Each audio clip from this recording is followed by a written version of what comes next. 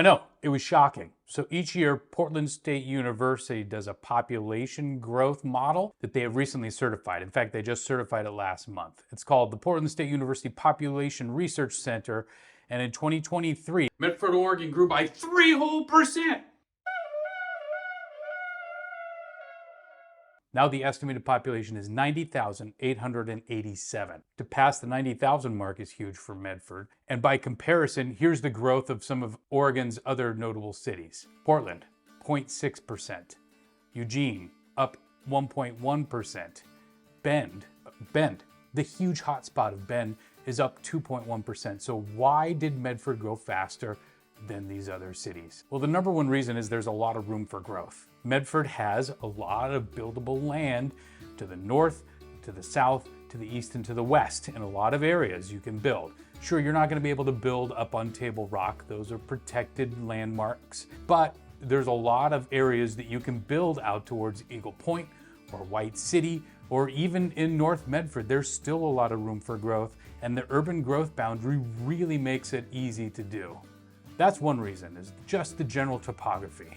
The second reason is the city of Medford has really taken steps to make building and to promote building in the local area.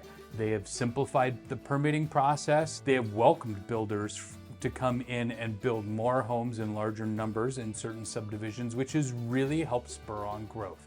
That's huge. Way to go, city of Medford. Holy eggshell! Overall growth in Oregon is up by 50,000 people over the 2020 census. Why? Well, there are a couple factors to that. And in fact, the 3% growth in Medford can be maybe a little bit misleading as well. Due to the fires in Oregon, there were a lot of people that had to move out of state just to find some place to live, or maybe they lost their home and they took it as an opportunity to start something new. So they left. And in that, we had a population decline. So when the 2020 census was done, the numbers may have been skewed a little bit.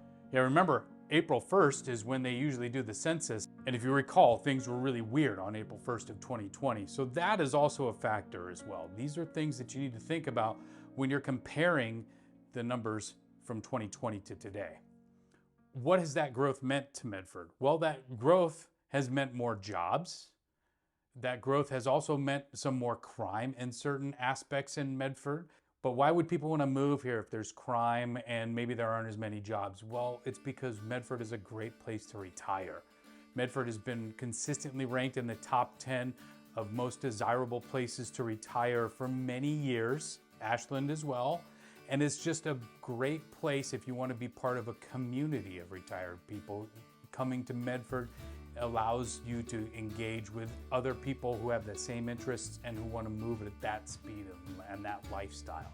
That's a huge factor as well.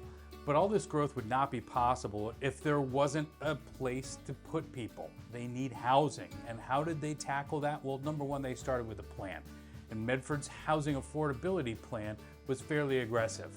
The city continues to support projects and programs that increase new housing and improve the condition and affordability of existing housing, while focusing on rental and home ownership opportunities. So they were looking at both. They're not just looking at homeowners and they're not just looking at rentals.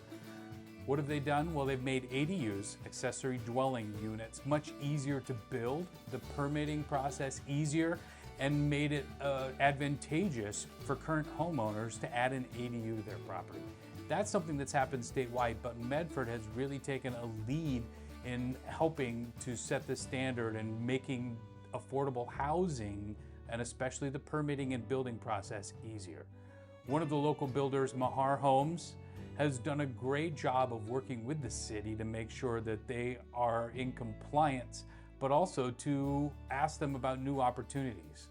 Aside from allowing more types of housing that can be built anywhere in the city, they're working to overcome major limitations, including parking. While working on this video, I was reminded of a friend who has an Airbnb business. She got a notice from a city in Oregon, I will not name names, that made them add more parking to match the number of bedrooms. Well, unfortunately, that had an impact on the land. Not only did it cost more, and the landlord had to pass on that price to consumers, but it created a resource issue with trees and vegetation, And it's going to have a trickle down effect. It hasn't yet, but it will. And that's because some cities, unlike Medford, have really strict and rigid policies and haven't been adaptable or used logic or reasoning at times. Thank you, Medford, for listening. You could do better. We all could. But that parking issue is real and a big problem around lots of places. Another thing that's happened in Medford that has helped spur on some growth is some investment, including investment from Rogue Community Credit Union, which they recently completed Rogue X, which is an awesome indoor water park facility that hosts national events now, gives access to aquatic sports for students and for children as well as adults. It's a great thing that they've done. You know, it is still Oregon and it does rain here, and to have a covered pool and an indoor space to enjoy the water and to play and to teach your children how to swim is a real great value. Thank you, Rogue Community Credit Union, for your investment. So I'm curious, do you agree or disagree that Medford's growth is a good thing? I personally see it as an outpouring of some good decisions. Am I gonna say that Medford is perfect? No, not at all. I think there's room for growth. I think that they can do more to help bring the cost of housing down by increasing the supply. But at least Medford's doing something. You gotta give them props for that. If you have questions, concerns about the crime rate in Medford, check out this video that I made that talks about the real issues and what we're actually seeing in Medford. If I missed something, let me know in the comments.